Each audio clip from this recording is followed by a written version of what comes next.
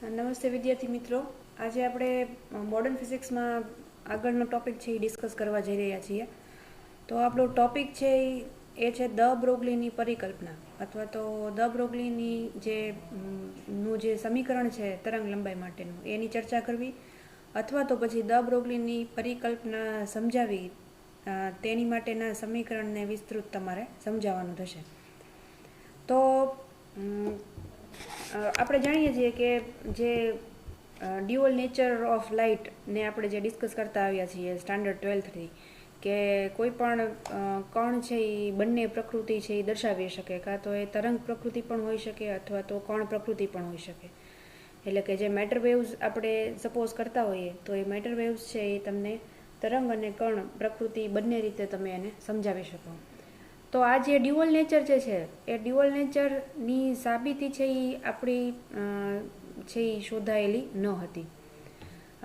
ધારો કે અમુક ઘટનાઓ છે, તો ધારો કે અહીંયા આગળ લખેલું છે કે પ્રકાશીય ઘટનાઓ હોય, જેમ કે વિવર્તન છે, વ્યતિકરણ, ધ્રુવીભવન, એ દરેકને સમજાવવા માટે આપણે વિદ્યુતચુંબકીય તરંગોને ધ્યાનમાં લઈ અને એને સમજાવતા હોઈએ. કે ધારો કે આપણે એક તરંગની કલ્પના કરીએ અને તરંગો છે એને આપણે સંપાતીકરણ કરાવીએ, તો એ સંપાતીકરણથી આપણને અલગ અલગ પ્રકારના જે શલાકાઓ મળતી હોય એ શલાકાની અથવા તો એવી ભાગ છે એ આપણને જોવા મળે. તો બંને તરંગોને તમે સંપાત કરો તો સંપાતીકરણથી વ્યતિકરણ સમજાવી શકાય. ત્યારબાદ વિવર્તન છે અથવા તો ધ્રુવીભવન છે એ પણ સમજાવી શકાય. પણ એમાં મુખ્ય ખ્યાલ છે, તો જ્યારે આપણે પ્રકાશીય ઘટના સમજાવતા હોઈએ ત્યારે આપણે જે વિકિરણ વિદ્યુતચુંબકીય તરંગ છે એનું આપણે તરંગ સ્વરૂપ છે એ ધ્યાનમાં લઈએ તો આપણે આ બધી જે પ્રકાશીય ઘટના છે એ સમજાવી શકીએ અથવા એને આપણે સાબિત કરી શકીએ. એટલે ત્યારે આપણે એવું કહી શકાય કે પ્રકાશની તરંગ પ્રકૃતિને આધીન આપણે આ બધી જ કલ્પના છે એ કરી શકીએ અથવા તો સમજાવી શકીએ. કારણ કે તમે જુઓ તો દરેક ઘટનાઓ છે એમાં આપણે તરંગ સ્વરૂપને ધ્યાનમાં લઈને જ દરેક ઇક્વેશન હોય કે કોઈ કેલ્ક્યુલેશન હોય તો એને આપણે એ રીતે જ દર્શાવતા હોઈએ છીએ. પણ ધારો કે હજી આગળ વિચારીએ કે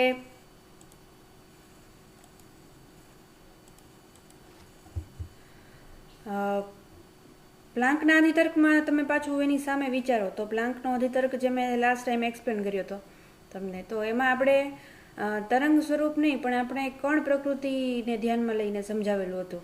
અને એમાં આપણે સમીકરણ પણ તમે સમજ્યા હતા કે E બરાબર mc² આપણે E બરાબર hc/λ અથવા તો E બરાબર hf સમીકરણ લઈએ છીએ, અથવા તો એને આપણે nhf તરીકે પણ ઓળખીએ છીએ. બરાબર, અહીંયા આગળ આવી જશે n. તો n છે એ નંબર ઓફ ફોટોન છે. એટલે આપણે ત્યારે એવું પણ કીધું હતું કે કોઈ એક ફોટોન માટે પણ આપણે ઉર્જાની ગણતરી છે એ કરી શકીએ.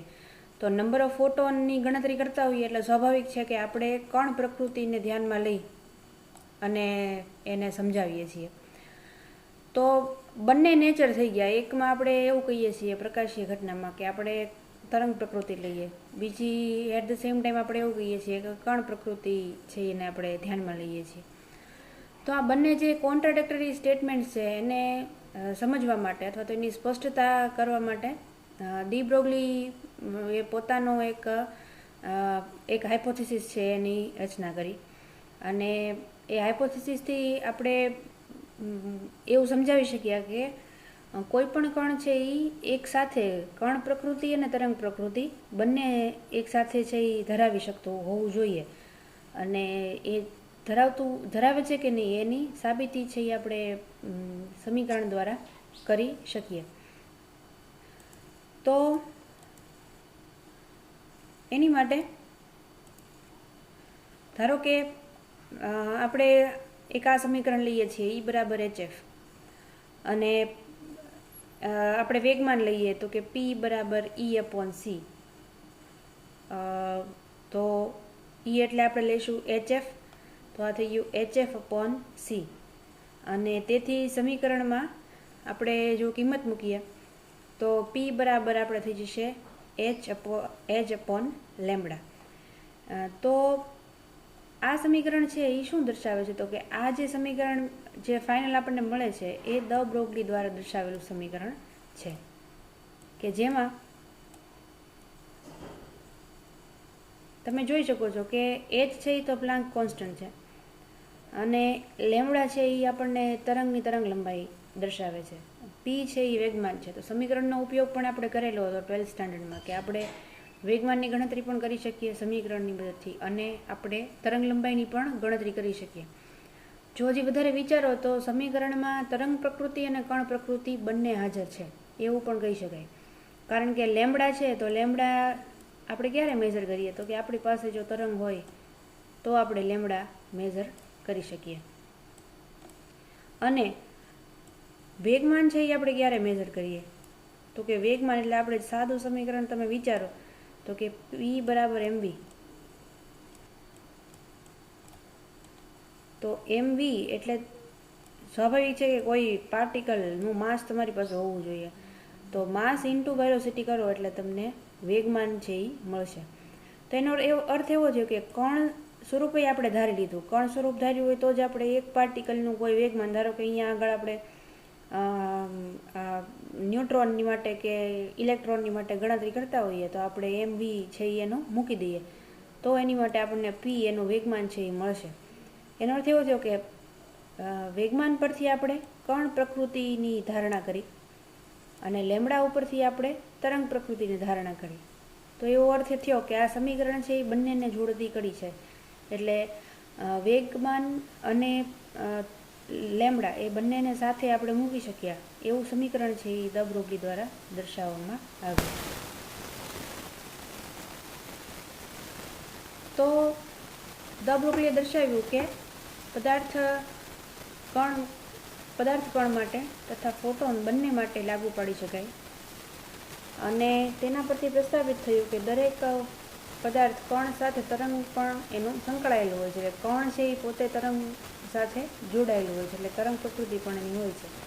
એટલે એ થઈ ગયું lambda is equal to H upon P અથવા તો P is equal to H upon lambda. P બરાબર mv મૂકી દઈએ તો આ બીજું એક સમીકરણ છે એ મળે. તો દ બ્રોગલીની પરિકલ્પના છે અહીંયા પૂરી થઈ જશે. આ એક સમીકરણ છે એને તારવ્યું અને બહુ રિવોલ્યુશનરી સમીકરણ બહુ ઘણી બધી જગ્યાએ ઉપયોગમાં આવી શકે, કેલ્ક્યુલેશનમાં પણ આપણે લઈ શકીએ અને બીજા પણ ઘણા બધા હાઇપોથેસિસના સોલ્યુશન માટે આ સમીકરણ છે એ ઉપયોગી પછી બની શક્યું. પણ હવે આ જ સમીકરણ છે એના ઘણા બધા બીજા સ્વરૂપો છે. કારણ કે સપોઝ કે આપણે આપણે કોન્સ્ટન્ટ લઈ લઈએ, એની વેલ્યુ પણ તમે જાણો છો, પણ વેલોસિટી છે એને આપણે ઘણી બધી રીતે એને મૂકી શકીએ અથવા તો એનો ફેરફાર છે એ મૂકી શકીએ. કારણ કે કોઈ પણ કણ છે, ધારો કે ઇલેક્ટ્રોનની કલ્પના કરીએ તો ઇલેક્ટ્રોન એટલે કે મેટર પાર્ટિકલ છે એ કેવા પ્રકારે વેગ ધરાવતો હશે તો એની માટે છે એ આપણે અલગ અલગ લેમડાની સ્વરૂપો છે એને આપણે દર્શાવી શકીએ. તો સમીકરણ છે એ આ જ આપણે લેવાનું થશે, પણ એને અલગ અલગ ફોર્મમાં કઈ રીતે મૂકવું એ આપણે આગળ જોવાનું થાય. તો પહેલું છે ગતિ ઉર્જાના સંદર્ભમાં દ બ્રોગલી તરંગ લંબાઈ, જેમાં m દ્રવ્યમાન ધરાવતા કણ માટે ગતિ ઉર્જા આપણે લઈશું k બરાબર p² અપોન 2m. k બરાબર p² અપોન 2m એ કઈ રીતે અથવા તો ક્યાંથી આવી શકે? તો k બરાબર હાફ mv² હોય આપણી પાસે. આમ તો તમે જાણો જ છો, છતાં આપણે જોઈ લઈએ તો હાફ mv² હોય એને તમે તમે ભાગી નાખો mથી અને ગુણી અને ભાગી બંને નાખો એટલે અહીંયા થઈ જશે m² v² અપોન 2m. તો m² v² એટલે p² થઈ જાય અપોન 2m. પીને સબ્જેક્ટ ઓફ ફોર્મ્યુલા બનાવીએ તો p બરાબર √2mk થઈ જશે, જ્યાં k છે એ આપણા જે પાર્ટિકલ છે એની ગતિ ઉર્જા દર્શાવવામાં આવી છે. ઘણી જગ્યાએ ek એવું પણ લખેલું હોય છે, બટ આપણે અહીંયા k ડિનોટ કરીએ. તો હવે પાછું lambda is equal two h upon p માં આપણે મોમેન્ટમ એટલે કે વેગમાનની જગ્યાએ આપણે મૂક્યું 2mk એટલે 2 √2 × m × k. તો આની ઉપરથી સમજી શકાય કે હવે લેમડા છે એ કોની ઉપર ડિપેન્ડન્ટ થશે? તો કે ઇન્વર્સલી પ્રપોર્શનમાં છે, તો કે માસ ઓફ અ પાર્ટિકલ અને એનર્જી એટલે કે kinetic energy of a particle. તો માસ સ્વાભાવિક છે કે જેટલું વધારે હશે તો લેમડા તમને માસની વેલ્યુ વધારે હશે તો એની ઉપરથી લેમડા છે એ તમને એ રીતે પ્રપોર્શનમાં મળે. પાછો રેઝ ટુ 1/2 છે એટલે વેલ્યુ છે એ અડધી થઈ જાય. કે છે એ ગતિ ઉર્જા દર્શાવે છે, તો એની ઉપરથી પણ તમે લેમડા છે એ ગણી શકો. કારણ કે એક્સલરેટેડ પાર્ટિકલ માટે જો વાત કરતા હોઈએ એટલે કે ગતિમાન કણ વિશે વાત કરતા હોઈએ, ઇલેક્ટ્રોન જો ગતિમાં હોય અને આપણે એની લેમડા ગણવી હોય તો આપણે આની ઉપરથી ગણી શકીએ. તો તમે જોઈ શકો છો કે વેલોસિટીના ફોર્મેશનમાં એટલે કે ગતિ ઉર્જા સાથે તમે લેમડા ગણો છો એટલે કણ અને તરંગ બંને છે એની સાથે આપણે અહીંયા આગળ ચર્ચા કરીએ છીએ આ સમીકરણમાં પણ.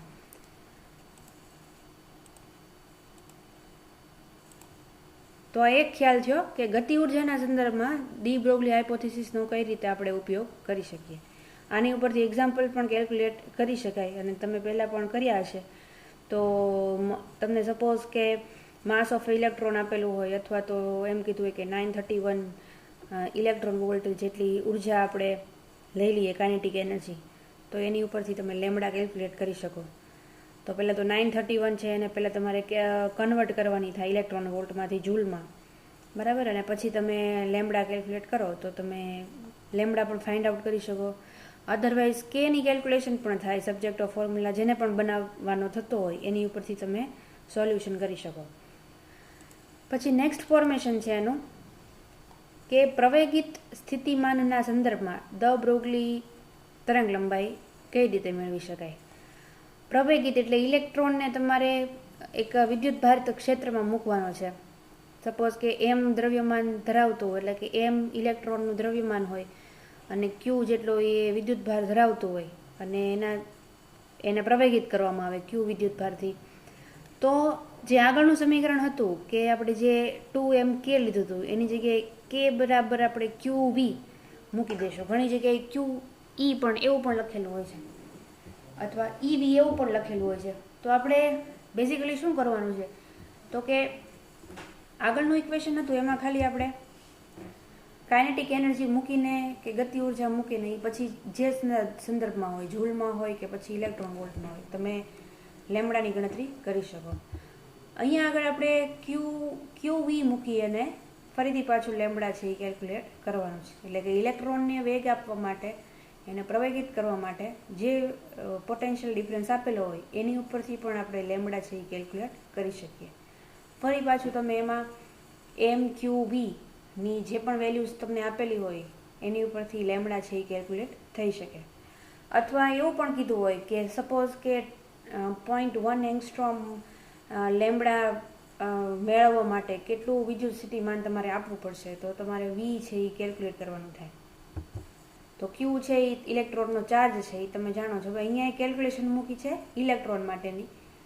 એટલે આ જ ઇક્વેશન છે એમાં આપણે પ્લાન્ક કોન્સ્ટન્ટની વેલ્યુ મૂકી દઈએ, એમ એટલે ઇલેક્ટ્રોનનું દળ મૂકી દઈએ અને ક્યુ છે ઇલેક્ટ્રોનનો ચાર્જ મૂકી દઈએ. તો એની ઉપરથી વી છે એને ઓનલી આપણે ઇક્વેશનમાં રાખશું તો 6.625 10⁻34 upon 2 into 9.1 10⁻31 into 1.6 10⁻19 multiplied by 1/√v.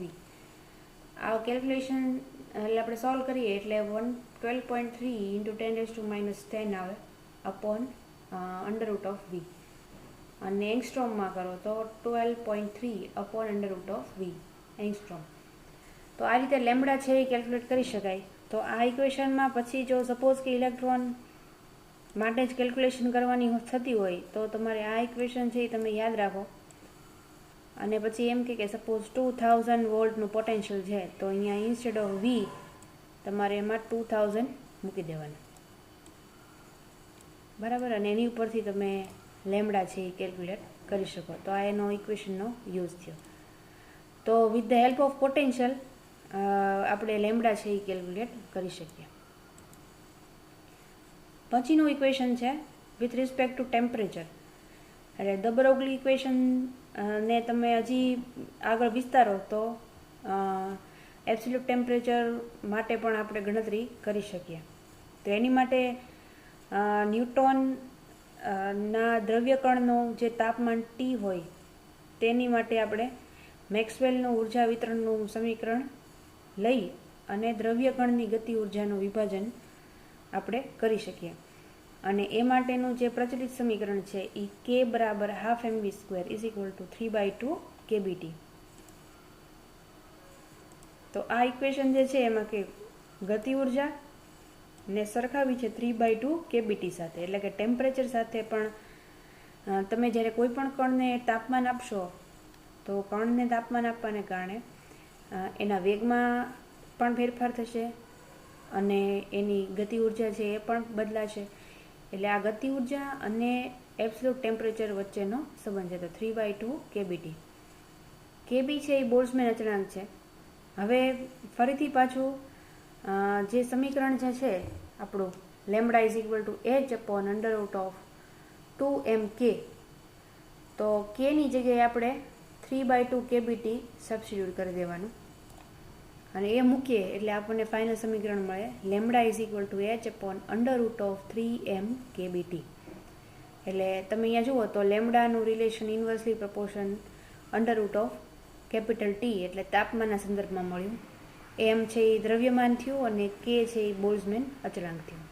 તો નેચરલી ટેમ્પરેચરમાં ઇન્ક્રીમેન્ટ ડિક્રીમેન્ટ આવે એટલે કે વધારો ઘટાડો થાય તો સામે તમને લેમ્બડાનો ફેરફાર છે એ જોવા મળે. તો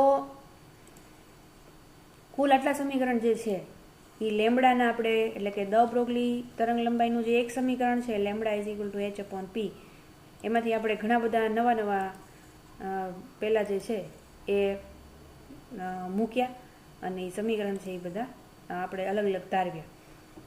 હજી થોડુંક આગળ જોઈએ તો દ બ્રોગલી સમીકરણ જે છે એની સૈદ્ધાંતિક ચકાસણી, એના સમીકરણની સૈદ્ધાંતિક ચકાસણી પણ કરી શકાય.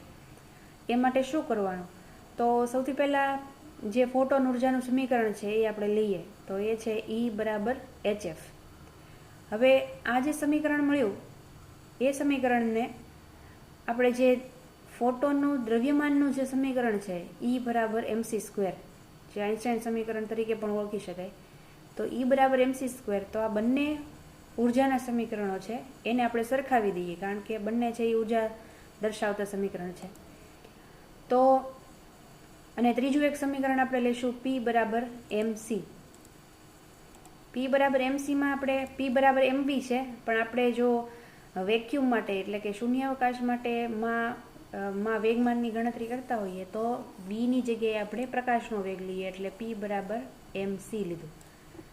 હવે આ બંને ઉર્જાના સમીકરણ સરખાવ્યા E બરાબર E.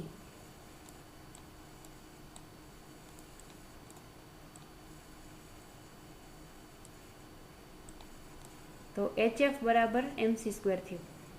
હવે HF બરાબર mc² છે એને P બરાબર mc થી ભાગી નાખીએ તો HF/P mc²/mc.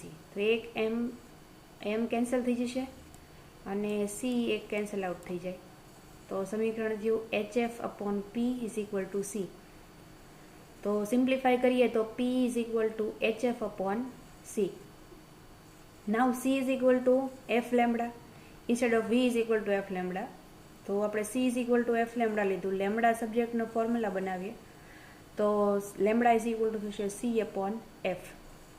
તો lambda is equal two c/f છે એને આપણે અહીંયા આગળ p is equal two hf/c માં મૂકી દઈએ એટલે અહીંયા થાય 1/લેમ્બડા.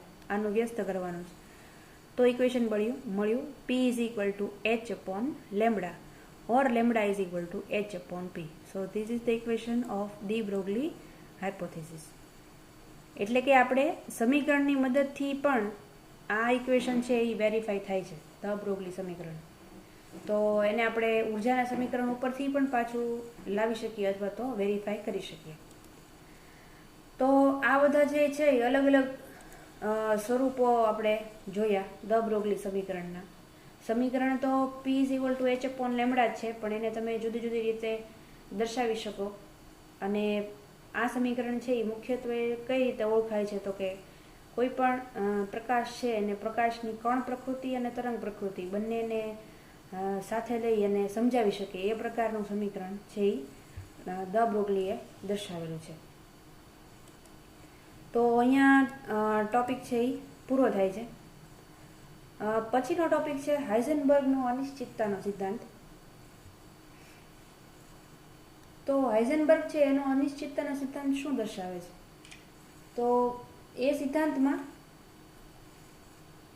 એક તો પેલા એની એક વ્યાખ્યા છે કે ધારો કે કોઈ પણ કણ છે એનું સ્થાન અને વેગમાન બંને એક સાથે આપણે માપી શકતા નથી. સ્થાન અને વેગમાન એક સાથે માપી શકતા નથી એટલે કે ધારો કે સ્થાનને તમે માપવાનો પ્રયત્ન કરો છો તો એનું વેગમાન છે એ અનિશ્ચિત બનશે, એટલે કે ચોક્કસ નહીં મળી શકે.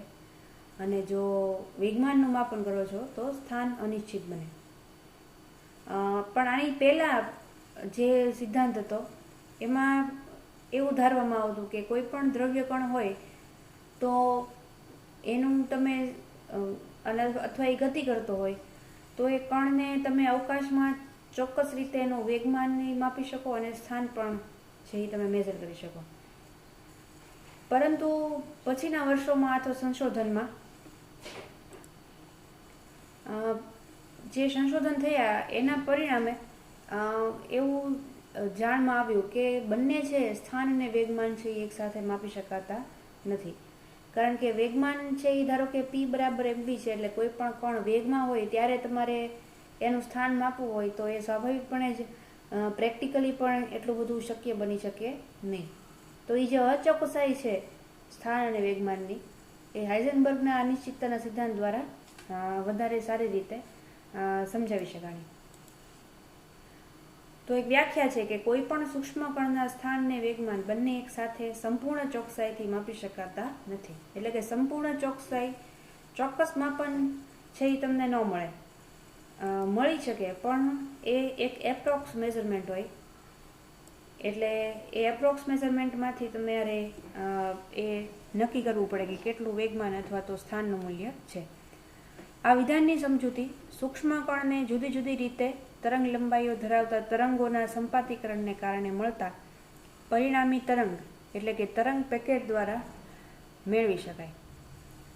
પરિણામી તરંગનું સ્થાનાંતર જેટલા વિસ્તારમાં મોટું હોય તેટલા વિસ્તારમાં કણના હોવાની સંભાવના વધારે હોવાની. એટલે અહીંયા એવું સમજાવવા માંગે છે કે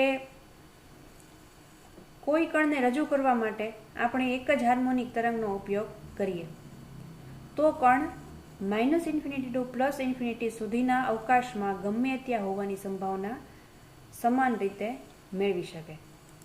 તો આપણે એને ધારો કે એક આકૃતિથી સમજીએ કે આપણે એક જ તરંગ લઈએ આવી રીતે. તો એક તરંગ લીધું તો એક તરંગમાં કોઈ એક કણ છે એ ક્યાં હશે? કારણ કે જાણો છો કે વિદ્યુત ચુંબકીય તરંગો છે તો એ મેટર પાર્ટિકલનું બનેલું હોય. તો એક કણ છે એ ક્યાં રહેલું હશે? તો એવી સંભાવના એટલે કે પ્રોબેબિલિટી શોધવી હોય તો પ્રોબેબિલિટી કેટલી બધી મળશે કે આ કણ છે અહીંયા પણ હોઈ શકે, અહીંયા પણ હોઈ શકે, અહીંયા પણ હોઈ શકે, કોઈ પણ સ્થાન પર હોઈ શકે. કારણ કે એની પાસે ઘણો બધો વિસ્તાર છે પોતાનું સ્થાન બદલવા માટેનો. ધારો કે એક ઉદાહરણ આપીએ તો કે એક જ ક્લાસમાં બહુ મોટો ક્લાસ છે અને એક જ વિદ્યાર્થી છે તો એ વિદ્યાર્થી કોઈ પણ સ્થાન ઉપર બેસી શકશે કારણ કે એની પાસે બેસવાની સંભાવનાઓ ઘણી બધી છે. તો એનો અર્થ એવો થયો કે એનું સ્થાન છે એ કેવું બને છે? અનિશ્ચિત બને છે. બીજા શબ્દોમાં કહીએ તો કણનું સ્થાન અનંત રીતે અનિશ્ચિત બની જાય છે. એટલે Δx tends to infinity. Tends to infinity એટલે અનિશ્ચિત. આપણે કોઈ પણ સ્થાનની કોઈ ચોકસાઈ છે એ બતાવી શકતા નથી. તો અહીંયા આગળ જોઈએ તો Δx છે ઇન્ફિનિટી બન્યું એટલે સ્થાનની ચોકસાઈ છે એ આપણને મળતી નથી. પણ એ જ સમયે અથવા તો સાયમલ્ટેનિયસલી એકી સાથે એમ વિચારો કે સ્થાનની ચોકસાઈ નથી મળતી પરંતુ આપણી પાસે એક જ તરંગ છે એટલે આપણી પાસે લેમ્બડા નિશ્ચિત છે. કારણ કે આપણે એમ કહીએ ધારો કે આ એક તરંગ આપણે બનાવ્યું તો એ તરંગની લેમ્બડા છે એ ધારો કે હું લઈ લઉં કે 10 એંગસ્ટ્રોમ છે. તો લેમડા મારી પાસે નિશ્ચિત છે, પણ ડેલ્ટા એક્સ મારી પાસે નિશ્ચિત નથી, કારણ કે આપણે એક જ તરંગની કલ્પના કરી છે અને એ તરંગ છે એમાં કોઈ પણ સ્થાન ઉપર કણ છે એ હોવાની સંભાવના હોઈ શકે. તો લેમડા ખ્યાલ હોવાથી આપણે વેગમાન માપી શકશું, કારણ કે પી બરાબર h/લેમડા થશે.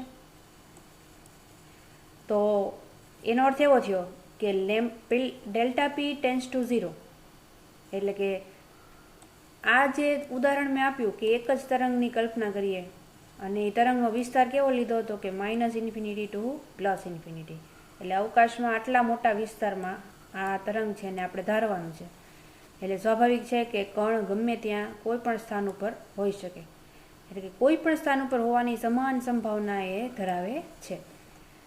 તો સ્થાન અનિશ્ચિત બન્યો, પણ લેમડા નિશ્ચિત હોવાને કારણે વેગમાન માપી શક્યા, માટે delta P tends to 0. Tends to 0 એટલે એનો અર્થ એવો કોઈ નિશ્ચિત કિંમત તમારી પાસે છે. તો એક નિશ્ચિત બન્યું, બીજું છે એ અનિશ્ચિત છે એ બન્યું.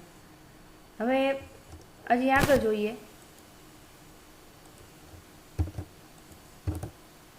કે ધારો કે હવે અમે એક જ જે તરંગ ધારે તો એને બદલે હું એક સાથે ઘણા બધા તરંગો છે એને સંપાત કરતી જાઉં, તો તરંગ પેકેટ વધારે ને વધારે સાંકડું બનતું જશે, અને આમ કરવાથી કણનું સ્થાન વધારે અને વધારે નિશ્ચિત બનતું જાય, અને એટલે કહી શકાય કે ડેલ્ટા એક્સ ટેન્ડ્સ ટુ 0.